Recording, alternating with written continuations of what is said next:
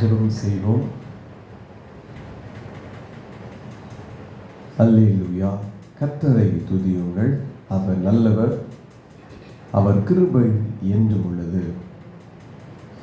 தேவாதி தேவனை துதியுங்கள், அவர் நல்லவர், அவர் கிருபை என்றும் உள்ளது. அன்பின் பரலோக பிதாவே, இந்த மன மகிழ்ச்சியான இந்த நாளின் காலை வேளைக்காக தேவனுக்கு நன்றி செலுத்துகிறோம். சென்ற நாட்களெல்லாம் எங்களை கண்மணி போல் காத்து இந்த புதிய நாளை காணும்படி ஆண்டவர் செய்த கிருபைக்காய் தேவனுக்கு நன்றி செலுத்துகிறோம். இந்த நாளின் கிருபைகளை நாங்கள் பெற்றுக்கொள்ளும்படி உடைய பாதத்தில் வந்திருக்கிறோம். உடைய வார்த்தைகளை தியானிக்கும்படி வந்திருக்கிறோம். எங்களோடு கூட பரிசுத்த ஆவியானவர் இடைபடுவீராக, பேசுவீராக. உமக்கே மகிமை உண்டாகட்டும். வர தடைப்பட்ட ஒருவரை கொண்டு வர இயேசுவின் நாமத்தில் ஜெபிக்கிற நல்ல பிதாவே, ஆமென். ஆராதனை காரணமாகவும் தேவன் நம் மகிமைக்காகவும் நம் யாவரும் எழுந்து நின்ற கீதங்களும் கீர்த்தனைகளும் 434வது பாடலை பாடுவோம். குணப்படு பாவி, தேவ கோபம் வரும் மேல். கீதங்களும் கீர்த்தனைகளும் 434வது பாடல். குணப்படு பாவி, தேவ கோபம் வரும் மேவி. இப்போ குணப்படு பாவி, கன பொழுதினில் காயம் மறைந்து போம் காலம் இருக்கையில் சிலமதாக நீ குணப்படு பாவி. கர்த்தனை நீ மறந்தாய், அவர் கற்பனையை துறந்தாய். பக்தியின்மை தெரிந்தாய், பொல்லா பாவ வழி தெரிந்தாய். புத்தி கெட்ட ஓட்டு குட்டிய ஓடிவா, உத்தம மீட்பனான் கத்தி அழைக்கிறார். குணப்படு பாவி, துக்கமடையாயோ பாவி, துயரமாகாயோ.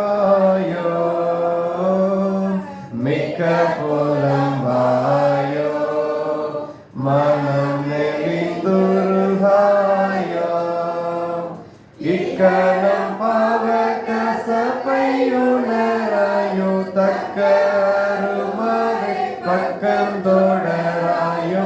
குணப்படு பாவி, தாவீதரசனை போல் தன்னை கட்டும் மனுஷியை போல், பாவி மனுஷியை போல் மனம் பதைத்த பேதுரு போல்.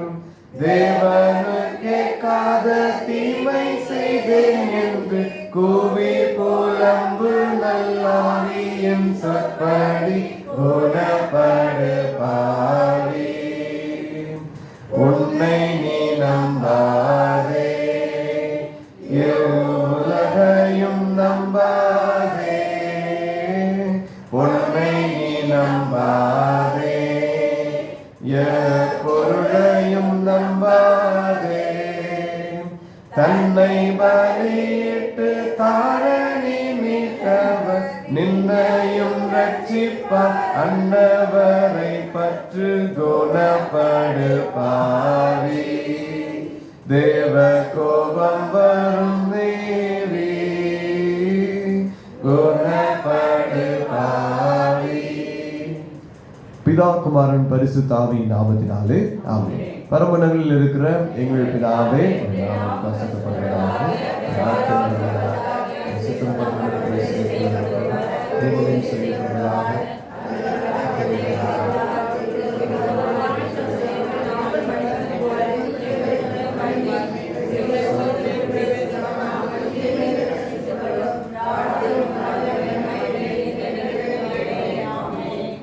சங்கீதம் 51 முறை முறையாக வாசிப்போம். சங்கீதம் 51. தேவனே, உமது கிருபையின்படி எனக்கு இரங்கும், உமது மிகுந்த இரக்கங்களின்படி என் மீறுதல்கள் நீங்க என்னை சுத்திகரியும். என் மீறுதல்களை நான் அறிந்திருக்கிறேன், என் பாவம் எப்பொழுதும் எனக்கு முன்பாக நிற்கிறது.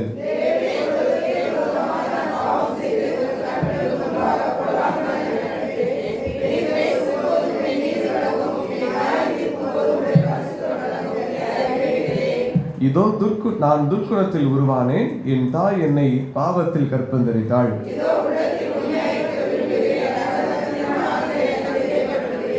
நீர் என்னை ஈசோப்பினால் சுத்திகரியும், அப்பொழுது நான் சுத்தமாவேன். என்னை கழுவியருளும், அப்பொழுது நான் உறைந்த மலையிலும் வெண்மையாவேன்.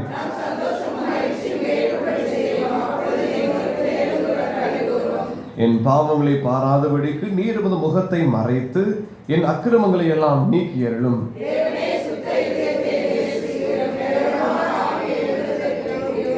உமது சமூகத்தை விட்டு என்னை தள்ளாமலும் உமது பரிசுத்த ஆவியை என்னிடத்திலிருந்து எடுத்துக்கொள்ளாமலும் இரும்.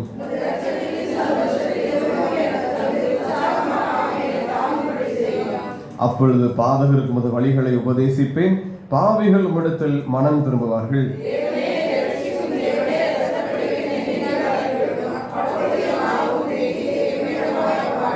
ஆண்டவரே, உதடுகளை திறந்தருளும், அப்பொழுது என் வாயுடைய புகழை அறிவிக்கும்.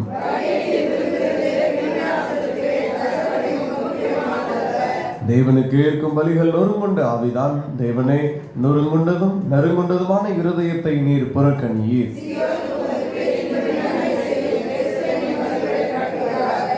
சேர்ந்து வாசிப்போம். அப்பொழுது தகன பலியும் சர்வாங்க தகன பலியும் ஆகி நீதியின் பலிகளில் பிரியப்படுவேன். அப்பொழுது வேடத்தின் மேல் காளைகளை பிரியப்படுவார்கள். பிதாவுக்கும் குமாரனுக்கும் பரிசுத்த ஆவிக்கும் மகிமை உண்டாவதாக.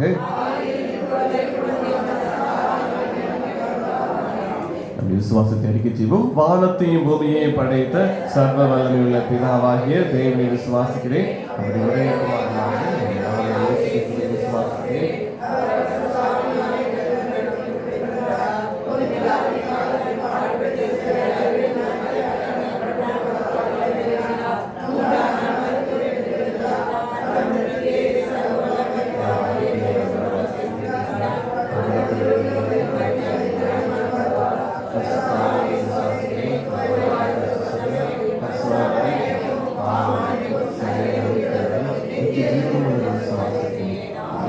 தயவுசெய்து உட்காருங்கள்.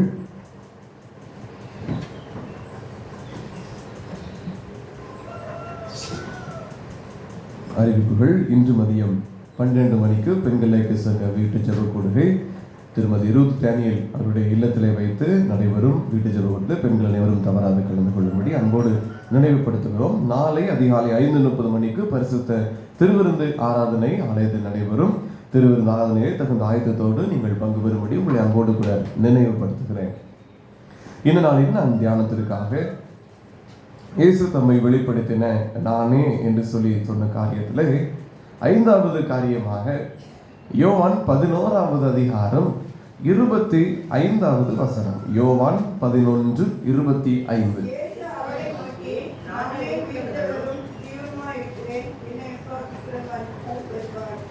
அடுத்த வசனம்.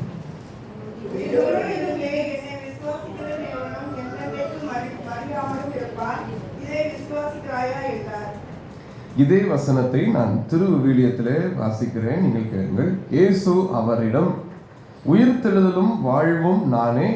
என்னிடம் நம்பிக்கை கொள்பவன் இறப்பினும் வாழ்வான். உயிரோடு இருக்கும்போது என்னிடம் நம்பிக்கை கொள்ளும் எவரும் என்றுமே சாக மாட்டார். இதை நம்புகிறாயா என்று கேட்டார். ஒருவேளை இந்த வசனத்தை குறித்து நாம் பார்க்கிற பொழுது இயேசு தம்மை வெளிப்படுத்தின காரியத்திலே நானே உயிர்த்தெழுதலும் ஜீவனுமாய் இருக்கிறேன் என்று சொன்னார். I am the resurrection and life என்று சொல்லி தம்மை வெளிப்படுத்துகிறார். உயிர்த்தெழுதலும் நான் தான், ஜீவனும் நான் தான் என்று சொல்லி தம்மை வெளிப்படுத்துகிறார். ஒருவேளை உயிர்த்தெழுதல் என்பது வேறு எந்த ஒரு தெய்வங்களிடத்திலும் காணப்படாத ஒரு காரியமாய் இருக்கிறது. ஒருவேளை பிறப்பு அநேக தெய்வங்களிலே இருக்கிறது. சில தெய்வங்கள் துறந்து வந்தது என்று சொல்வார்கள். சில தெய்வங்கள் பிறப்புக்கு உண்டு.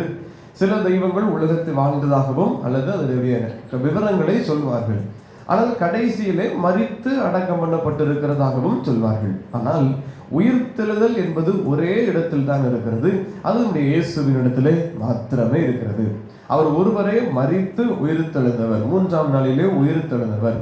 காலியாக வைக்கப்பட்டிருக்கிற ஒரே ஒரு கல்லறை, அது இயேசுவின் திறந்த கல்லறை. அதைதான் நாம் பார்க்கிறோம், நாம் அறிந்திருக்கிறோம். வேதவசனத்திலையும் அதற்கு ஆதாரமாய் நாம் இருக்கிறது. ஆகவே உயிர்த்தெழுதல் என்று சொல்லுகிற காரியத்திலே இயேசு பலமுறை சொல்லுகிறார், நீங்களும் உயிர்த்தெழுவீர்கள். எப்படி என்றால் உங்களை மறுரூபப்படுத்துவேன், வேறொரு சரீரத்திலே பரலோகத்திற்கு நான் உங்களை அழைத்து செல்வேன், கடைசி நாளிலே உங்களை எழுப்புவேன். அந்த உயிர்த்தெழுதலை குறித்து அவர் பேசுகிறார். முன்பதாக மரித்தவர்கள் எழுந்திருப்பார்கள், உயிரோடு எழும்புவார்கள் என்கிற அந்த சம்பவத்தையும் அவர் இந்த உலகத்தில் இருக்கிற பொழுதெல்லாம் உயிர்த்தெழுதலை குறித்து பேசினார். தம்மை குறித்தும் பேசினார். நான் மரிப்பேன், சிலுவையிலே 3வது நாள் உயிரோடு எழுந்திருப்பேன் என்று சொல்லியும் அவர் சொன்னார். அதோடு கூட உங்களையும் நான் உயிரோடு எழுப்புவேன் என்று சொன்னார். இங்கே தன்னை வெளிப்படுத்துகிற நேரடியாக நானே உயிர்த்தெழுதல், நானே ஜீவன் என்று சொல்கிறார். நானே உயிர்த்தெழுதலும் ஜீவனுமாய் இருக்கிறேன் என்று சொல்லி சொல்லுகிறார். என்னை விசுவாசிக்கிறவன் மரித்தாலும் பிழைப்பான். இந்த சரீரம் உலகத்திலிருந்து நான் பார்க்கிற பொழுது இது மண்ணால் ஆன சரீரம். கர்த்தர் அப்படிதான் உருவாக்குகிறார், நம்மை எடுத்து உருவாக்கி இந்த பூமியிலிருந்து நம்மை உருவாக்குகிறார். ஆகவே இந்த சரீரம் இதே மண்ணுக்கு திரும்புகிறது. ஆனால் ஜீவ சுவாசத்தை மனுஷனுடைய நாசியில ஊதின பொழுது அவன் ஜீவ ஆத்மாவாக மாறினான். ஆகவே இந்த ஆவி தன்னை உண்டாக்கின கர்த்தரிடத்துக்கு திரும்புகிறது. இந்த சரீரம் இந்த உலகத்திற்கு, இந்த பூமிக்கு, மண்ணாடு கூட போகிறது. இந்த ஆத்மாவும் ஆவியும் தன்னை உண்டாக்கின தேவனிடத்திற்கு அது போகிறது. ஆகவே என்ன சொல்லுகிறார்? என்னை விசுவாசிக்கிறவன் மரித்தாலும் பிழைப்பான். எப்படி? அவனுடைய சரீரம் இங்கே இருக்கும், அவனுடைய ஆவி அங்கே பரதேசியில இருக்கும். பரதேசியிலே இங்கே பிரிக்கப்பட்டிருப்பார்கள். நன்மை செய்தவர்கள் ஒரு பக்கமும் தீமை செய்தவர்கள் ஒரு பக்கமுமாய் இருப்பார்கள். இதற்கு பின்பதாக கடைசியிலே அவருடைய வருகை வருகிற பொழுது இந்த 2 பக்கத்தில் இருக்கிறவர்களுக்கும் தீர்ப்பு உண்டாகும். இந்த பூமியில உயிரோடு இருக்கிற நமக்கும் தீர்ப்பு உண்டாகும். அதுதான் முதலாவது மரித்தவர்கள் எழுந்திருப்பார்கள். எப்படி? அவர் அங்கோடு வருகிற பொழுது அங்கு இருக்கிற அந்த ஆத்மாவும் இந்த இங்கே புதைக்கப்பட்ட இந்த சரீரமும் மறுரூப சரீரம் அடைந்து அது ஜீவனோடு கூட பிழைத்து நிற்கும். ஒரு புது சிருஷ்டியாக, புது மனிதனாக அவர் அதே ரூபத்தில் இருப்பான். ஆனால் சரீரம் இதே சரீரம் அல்ல, மறுரூபத்தின் உயிர்த்தெழுதலின் சரீரம். இயேசு உயிர்த்தெழுந்து அவர் இந்த சீஷர்களை பார்க்க வருகிற பொழுது அவர்கள் எல்லாரும் அறையை பூட்டி கொண்டிருந்தார்கள். ஆனால் அவர்கள் மத்தியக்குள்ளே அவர் சென்று நின்றார்.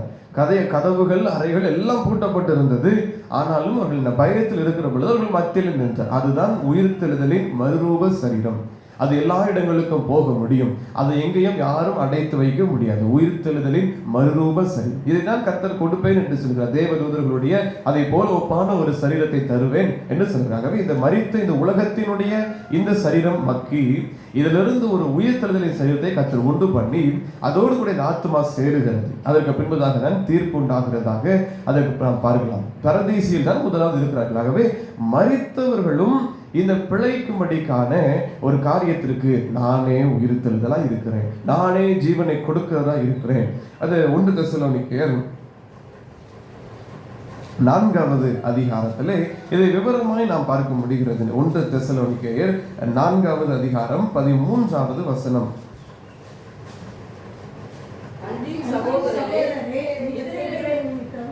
நீங்கள் நம்மை நம்பிக்கையற்றவர்களான மற்றவர்களை போல துக்கித்து அறிவில்லாதிருக்க எனக்கு மனதில்லை.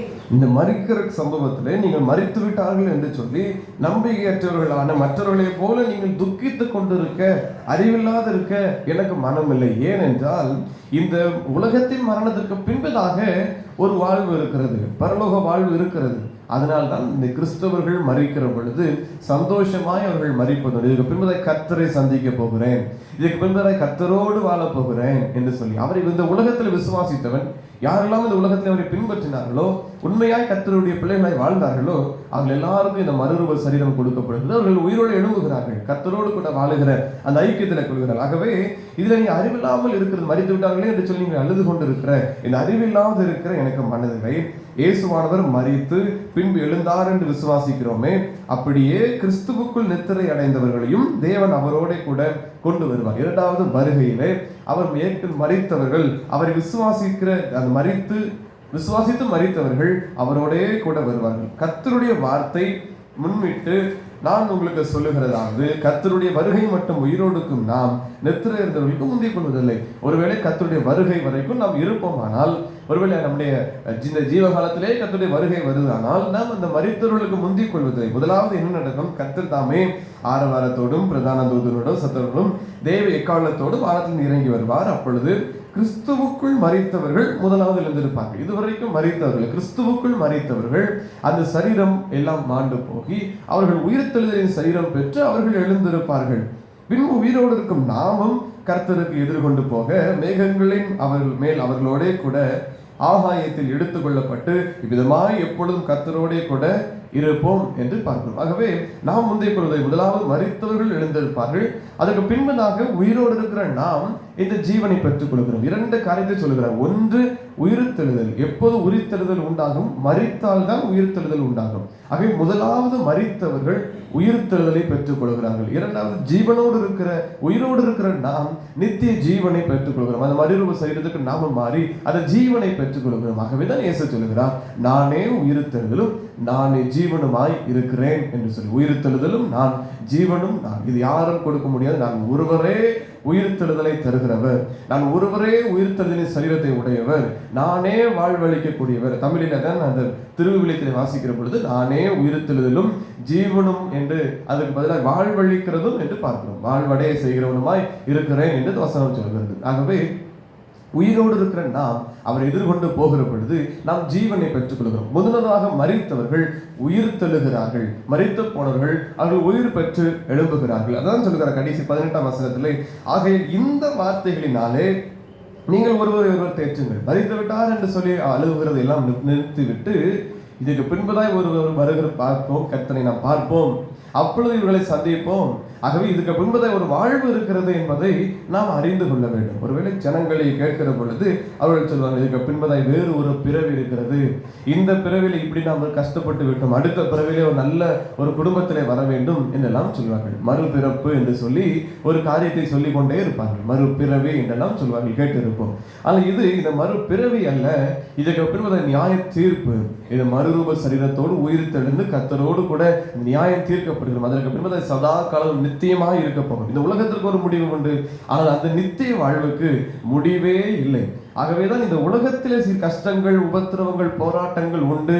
இந்த உபத்திரவங்கள் எல்லாவற்றையும் விட்டு நாம் தேவராஜ்யத்துக்குள் போய்விட்டால் அங்கே எங்க கண்ணீரும் இல்லை, புலம்பலும் இல்லை, அழுகையும் இல்லை, வெயிலாகிலும் மழையாகிலும் சேதப்படுத்துவதும் இல்லை, பசி வருத்துவதும் இல்லை என்று வேதவசனத்திலே பார்க்கிறோம். ஆகவே உலகத்தில் இருக்கிற வரைக்கும் தான் போராட்டம். இந்த உலகத்தை விட்டு நாம் எடுத்துக்கொள்ளப்பட்டால், இந்த உலகத்தை ஓட்டத்தை நாம் முடித்தால் கர்த்தரோடு வாழ்ந்து கொள்வோம், அங்கு அவரோடு ஆராதிப்போம், அவரை புகழ்வோம், அவரை துதிப்போம், அவரோடு கூட எப்போதும் கூட இருப்போம். மோசே 40 நாட்கள் தேவ பிரசன்னத்தில் இருக்கிற பொழுது அவர் எதையும் குடிக்கவும் இல்லை, எதையும் புசிக்கவும் இல்லை. தேவ பிரசன்னம் இருக்கிற பொழுது இந்த தேவைகள் வராது. ஆகவே இது ஒன்றும் இருக்காது. கர்த்தருடைய சமூகத்தில் நாம் போய்விட்டால் அங்கே எங்க ஒரு கவலையும், இந்த உலகத்தின் பாடுகள் எதுவும் நம்மை பின்தொடர்வதில்லை. இங்கே கொடுக்க வேண்டிய கடன்களும் கொடுக்க தீர்த்துப்பட வேண்டியது இல்லை, இங்கு அனுபவிக்க வேண்டிய உபத்திரவங்களும் இல்லை, நம்மை சூழுகிற கண்டமிடுகிற மனிதர்களும் நம்ம இங்கே இல்லை, அங்கு பரலோகத்தில் இல்லை. ஆகவே இந்த உலகத்தில் இருக்கிற வரைக்கும் தான் இந்த போராட்டமாக சொல்லுகிறார்.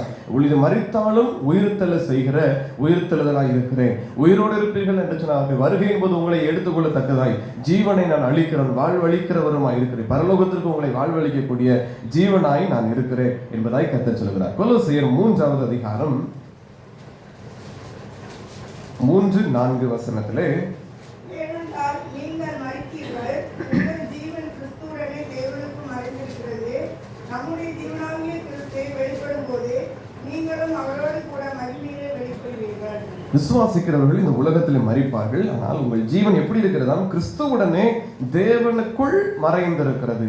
அதுதான் அந்த ஐக்கியம், அந்த கர்த்தரோடு கூட பெற்றுக்கொள்கிற ஐக்கியம். நானே உயிர்த்தெழுதலும் ஜீவனுமாய் இருக்கிறேன் என்று சொல்கிறாரே, அந்த கிறிஸ்துவுடனே நம்முடைய ஜீவன் அவருக்குள் மறைந்திருக்கிறது.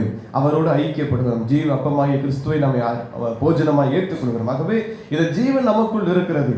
ஆகவே மரித்தாலும் நாம் பிழைப்போம் என்கிற நிச்சயம் இருக்கிறது. நம்முடைய ஜீவனாகிய கிறிஸ்து வெளிப்படும் போது நீங்களும் அவருடைய கூட மகிமையிலே வெளிப்படுவீர்கள். ஆகவே மரித்து அப்படியே நாம் போய்விடுவதில்லை, இங்கே இருந்து விடுவதில்லை. மரித்தாலும் மீண்டும் உயிர்த்தெழுவ செய்கிற தேவன் நம்மோடு கூட இருக்கிறார். நமக்கு அந்த ராஜ்யத்தை தருகிற தேவனாய் அவர் இருக்கிறார். யோவான் 3ஆவது அதிகாரம் 16ஆம் வசனம்.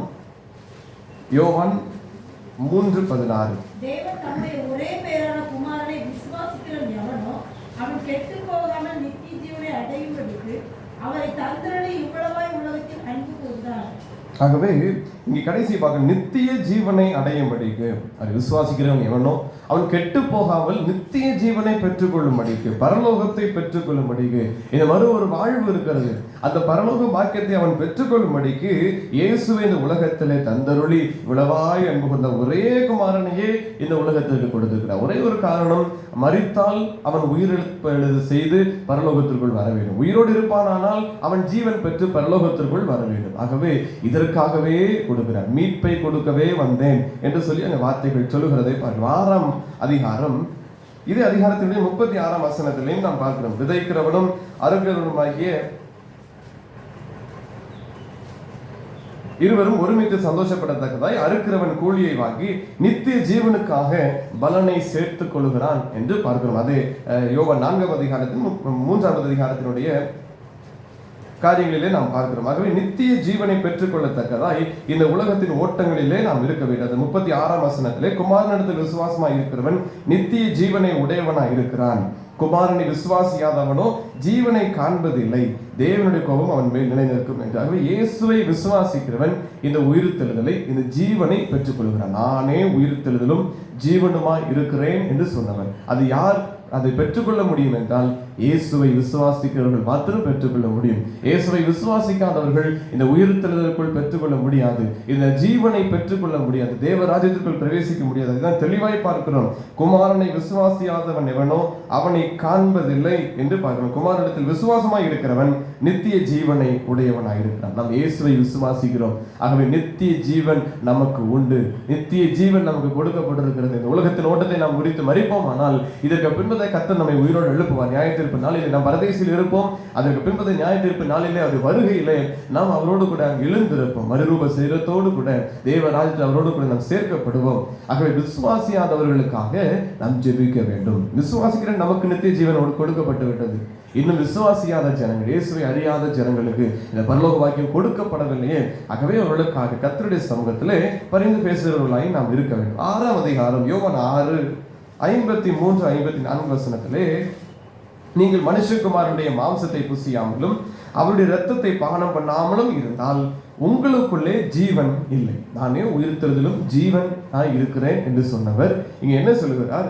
மனுஷகுமாரனாய் இயேசு கிறிஸ்துவை இங்கே மாம்சத்தை புசியாமலும் இயேசுவினுடைய இரத்தத்தை பானம் பண்ணாமலும் இருந்தால் உங்களுக்குள்ளே ஜீவன் இல்லை.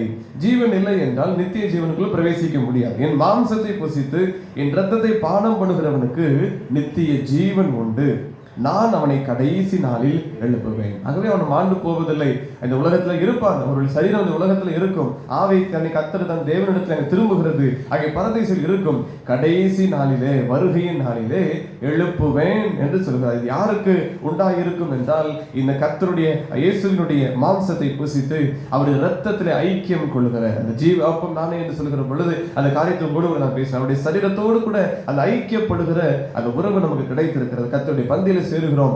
இது இவ்வளவு பெரிய ஒரு மேன்மை என்பதை நாம் அறிந்து கொள்ள வேண்டும். கர்த்தருடைய பந்தியில சேர்கிற பொழுது அந்த தகுதியோடு கூட அந்த பானத்தை நாம் பண்ணுகிற பொழுது என்ன சொல்கிறார்?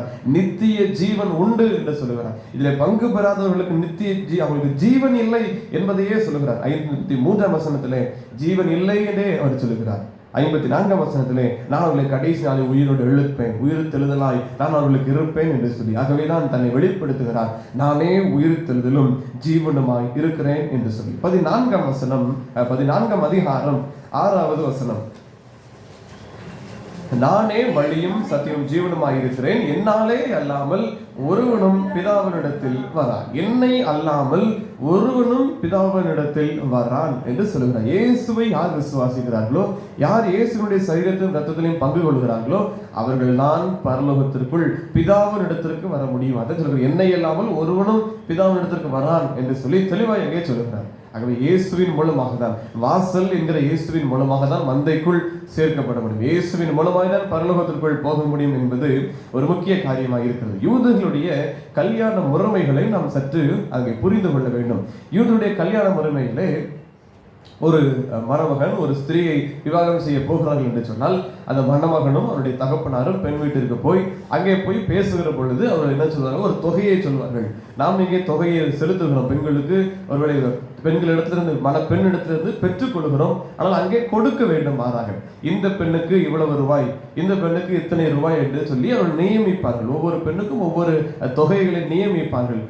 அழகுகளை குறித்து, படிப்பை குறித்து ஒரு தொகையை நியமிப்பார்கள். இவ்வளவு தொகை என்று சொல்லி சொல்வார்கள்.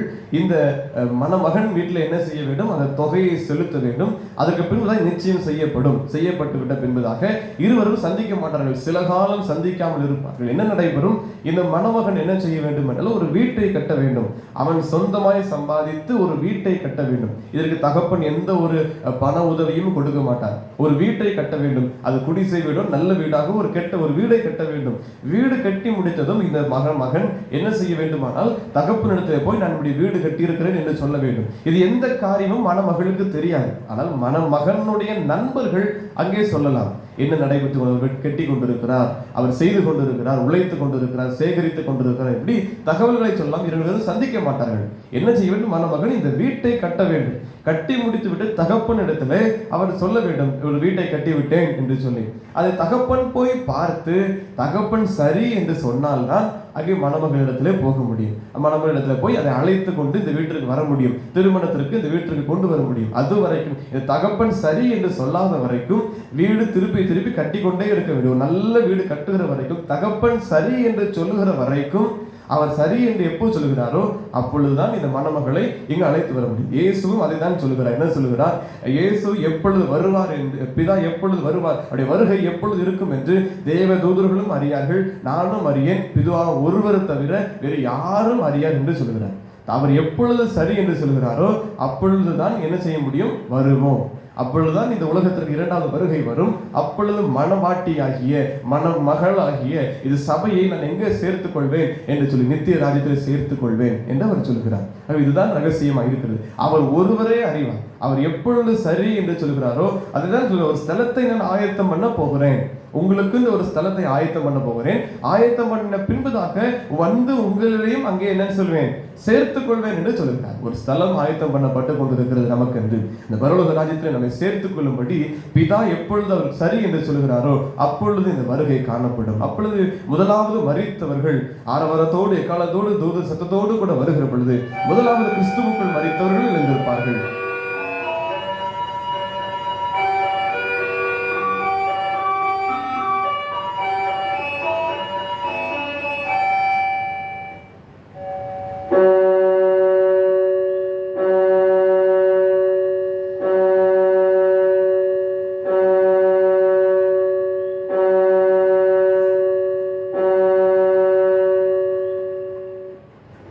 நேரம் காலை 6 மணி.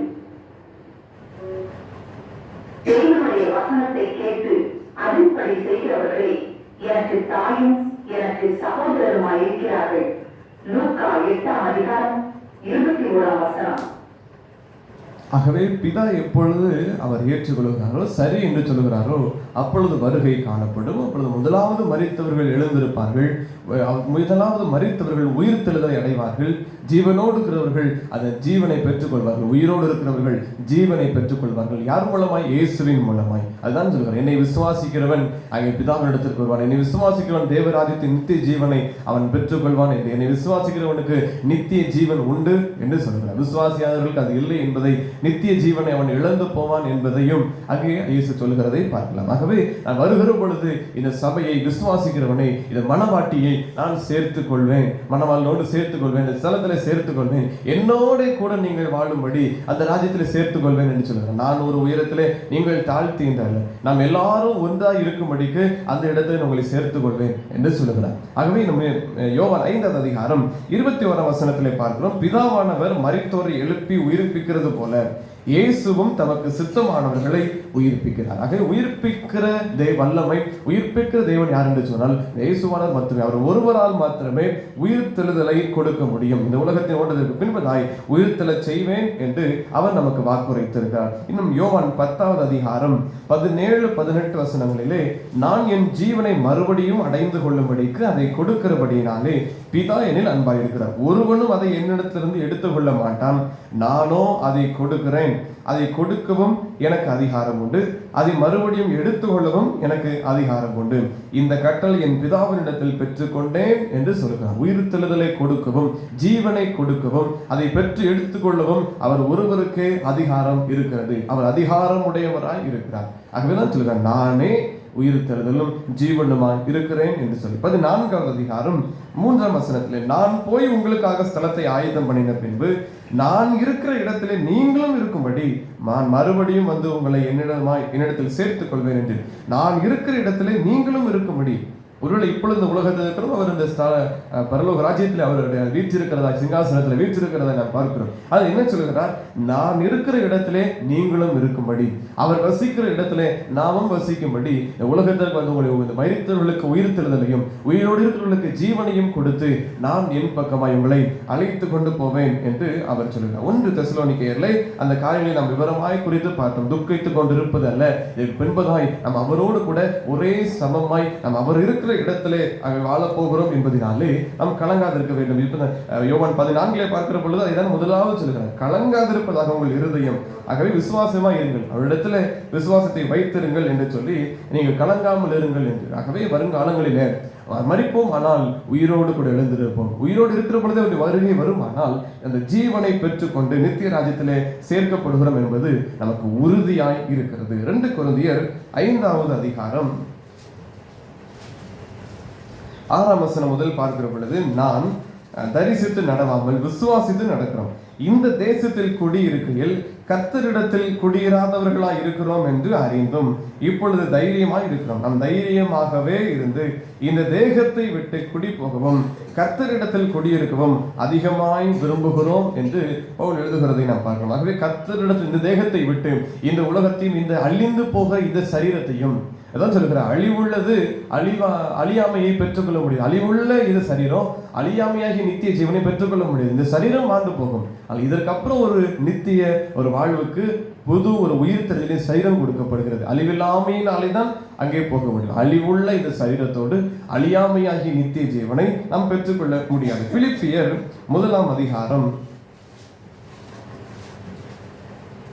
5வது 21ஆம் வசனம் முதலும் பார்க்கிற பொழுது, அப்படி இருந்தும் மன்னிக்கவும், கிறிஸ்து எனக்கு ஜீவன், சாவு எனக்கு ஆதாயம் ஆகிலும் சரீரத்தில் பிழைத்திருக்கிறதுனாலே என் கிரியைக்கு பலனுண்டாயிருப்பதால் நான் தெரிந்து கொள்ள வேண்டியது இன்னதென்று அறியேன்.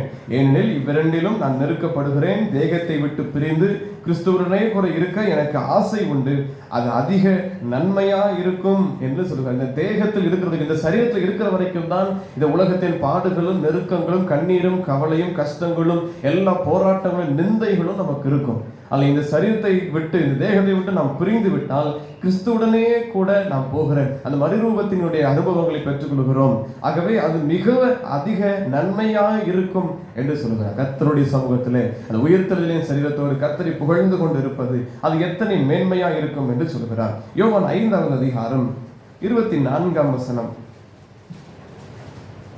என் வசனத்தை கேட்டு என்னை அனுப்பினவரை விசுவாசிக்கிறவனுக்கு நித்திய ஜீவன் உண்டு, அவன் ஆக்கினை தீர்ப்புக்கு உட்படாமல் மரணத்தை விட்டு நீங்கி ஜீவனுக்கு உட்பட்டிருக்கிறான் என்று மெய்யாகவே மெய்யாகவே உங்களுக்கு சொல்லுகிறேன் என்று அவர் சொல்கிறார். ஆக்கினை தீர்ப்பு ஆகிய நரக ஆக்கினைக்குள் அந்த வாழ்வுக்கு போகாதபடி அவன் பிழைத்துக் கொள்ளுகிற அந்த ஜீவனுக்கு உட்பட்டிருக்கிறான். யார்? வசனத்தை கேட்டு அனுப்பின இயேசுவை விசுவாசிக்கிறவன், வசனத்தை ஏற்றுக்கொண்டு இயேசுவை விசுவாசிக்கிறவனுக்கு நித்திய ஜீவன் உண்டு. அவன் மரணத்துக்கு உட்படவில்லை, அவன் ஜீவனுக்கு உட்பட்டு இருக்கிறான் என்று சொல்கிறார். 6வது அதிகாரத்திலே 50-51 வசனத்திலே பார்க்கிறோம், இதிலே புசிக்கிறவன் மறியாமல் இருக்கும்படி வானத்திலிருந்து இறங்கின அப்பம் இதுவே, நானே வானத்திலிருந்து இறங்கின ஜீவ அப்பம்.